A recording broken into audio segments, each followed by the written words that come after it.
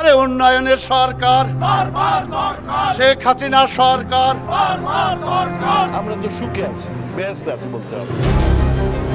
কাল গল্পে ভরা একটা মিথ্যা শাসন ব্যবস্থা। দানের টাকা, সরকারের অনুদানের টাকা, সেটা তারা খেয়ে দিচ্ছে। একজন পিয়ন যে কিনা 400 কোটি টাকা নিয়ে গেছে, তাহলে পিয়নকে যারা পরিচালনা করতো তাদের কি হতো? পুরো জিনিসটি আসলে একটা লুণ্ঠন প্রক্রিয়া, যেটা স্টেট এখানে তার সমস্ত ধরনের এফোর্ট দিয়ে তার আশেপাশের লোকজন, তার প্রভাবশালী নেটওয়ার্ককে অ্যাকোমোডেট করেছে। অস্ত্রের মুখেই এই ব্যাংকগুলোকে তারা দখল করে নেয়। এথিক্স, মোরাল কোনো কিছু কাজ করতেছিল না। ল এনফোর্সমেন্ট থেকে শুরু করে সবাই ইনভলভ হয়ে যায়।